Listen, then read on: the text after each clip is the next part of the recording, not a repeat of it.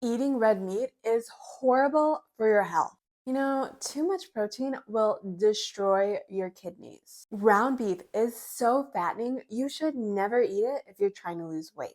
Yeah, I've heard all of those beef myths too, and after losing more than 40 pounds with a high protein diet, I do not believe a single one, especially since ground beef is a staple in my diet. In fact, I enjoy Taco Tuesday at least 3 to 4 days each week, except on weekends, because Saturdays are for burgers and Sundays are for steak and potatoes.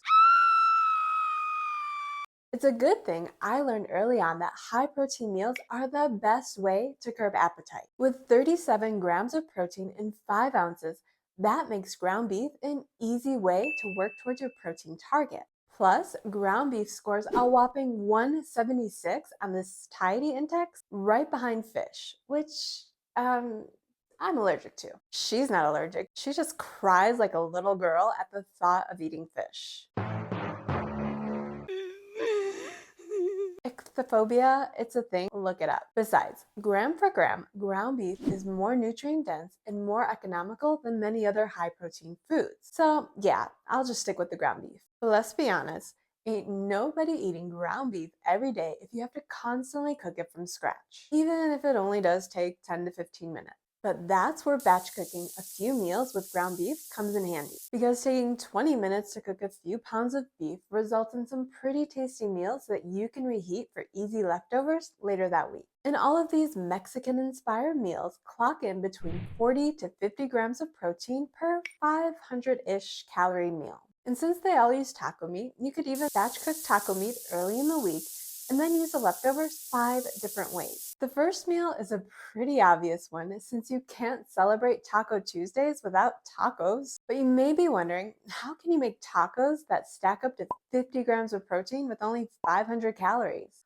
Well, that's easy. Just make a mega taco with 6 ounces of prepared taco meat. Once the taco meat is ready, scoop 6 ounces into a low carb tortilla and then add your favorite topping. If any meat falls out of this giant taco, just eat it with a fork or your hand, no judgment. To keep hunger even lower on a low calorie diet, the more veggies you add to your giant taco, the better. That's because most veggies are low calorie, high volume food, which means they take up more room in your stomach and deliver more nutrients per calorie than most other foods. They also add more volume to your meals, which makes you feel like you're eating more. Now, I get that a lot of dieters are picky when it comes to veggies, myself included, so just do what you can here. While veggies won't make or break your fat loss plan, eating more of them can improve your health. So if you're picky, just keep working on that. This picky eater likes to add shredded lettuce, onions, and tomatoes to my tacos. Even though adding cheese to your taco will add a little bit more protein,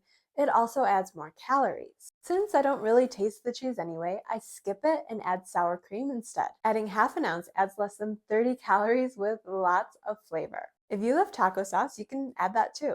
This giant taco clocks in at 522 calories with 50 grams of protein. And as a side, we don't need no stinking sides. With so much protein and flavor, this taco should keep you feeling pretty satisfied all by itself. So skip the urge to add chips and salsa or even rice unless you have calories to spare. Since I keep lunch around 500 calories, I don't add any extras to my taco. I do follow a plan where dinner is my largest meal, so if I happen to have tacos for dinner, then maybe I'll add a side. To use up some of that leftover taco meat, one of my favorite lunches is this Mexican pizza that clocks in at 561 calories with 50.2 grams of protein. Yo quiero Taco Bell, except not really, because who knows what they're cooking over there. Plus, their Mexican pizza isn't so macro friendly. Even though it clocks in calorie-wise, the protein just isn't cutting it. So this one I made at home is so much more filling with an extra 30 grams of protein.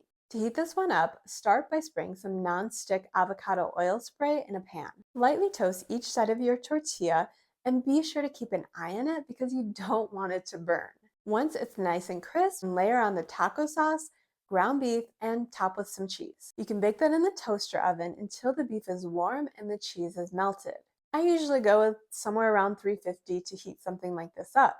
You can also use your regular oven if you don't have a toaster oven, but really, you should think about getting one of these things. It is so convenient, and between the air fryer option and the grill and the baking, I use it at least 5 times a day.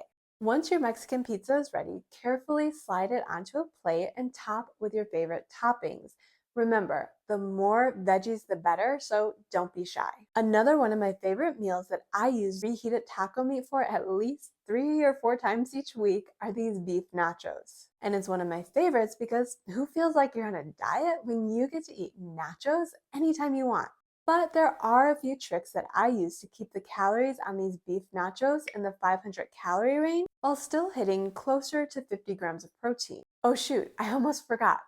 Clocking in at 551 calories with 44 grams of protein, beef nachos. While my dinner-sized nachos use 1.5 ounces of chips and 1.5 ounces of cheese, I do go lighter whenever I indulge in reheated nachos for lunch. To whip up these closer to 500-calorie beef nachos, layer only zero point 0.7 of an ounce of tortilla chips, topped with 5 ounces of ground beef, and zero point 0.7 ounces of cheese. Bake in your toaster oven at 350 for a few minutes until the beef is warm and the cheese is melted. Then carefully remove and add your favorite toppings. After adding my veggies, I'm just going to go with that ½ ounce of sour cream again for all of the flavor, but only half of the calories. If you still want even less calories with more protein, then go ahead and take out even more of the chips or some of the cheese while adding another ounce of meat. This can still work even with less chips, since sometimes all you need is just a little bit of a crunch to satisfy your nacho craving. Sticking with the overall Mexican theme,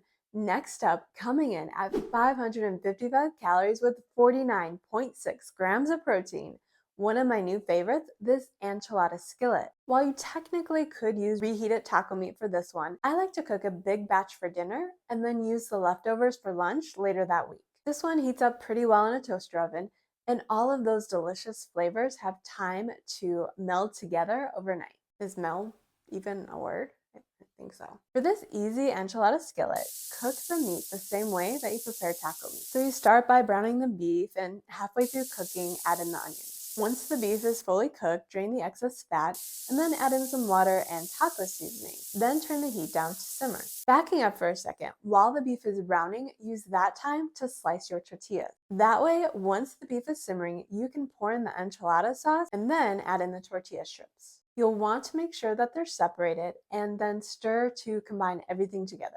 Let that cook for about 5 more minutes and then top it with cheese. Once the cheese is melted, you can remove it from the heat and garnish with diced green onions. You can even throw on ½ ounce of sour cream if that fits your macros. The final recipe, coming in at 541 calories with 46.4 grams of protein, are these mini beef tostadas. Since I happen to be an appetizer girl, I love anything that's mini and crunchy, so heating up these mini beef tostadas make for a fun lunch. Or even breakfast, because I don't discriminate against using beef as a high protein breakfast. To make these, start with 4 mini corn tortillas. I have these Mission corn tortillas that are around 90 calories for 4. Spray each side of the tortilla with light cooking oil spray, then pop in your air fryer for a few minutes to crisp the shell. You could also spray a skillet and heat each side until crispy if you don't have an air fryer. Once crisp, layer your taco meat, cheese, green onions, and lettuce if your taco meat is already freshly cooked. But if you're reheating leftover meat,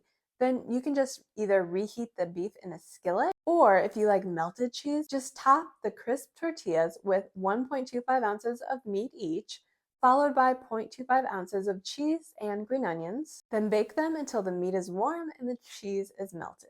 Then top with shredded lettuce. You could also add some taco sauce for extra low-calorie flavor. Now that you have 5 quick and easy taco meat recipes, let me know in the comments which one you're trying first. And if you want to understand how to put meals like this together for a high protein diet that makes weight loss almost effortless, then you'll definitely want to watch this video next, because I tell you all about how I fit nachos into my meal plan anytime I want, even while dropping more than 40 pounds. So yeah, you're gonna want to watch that video.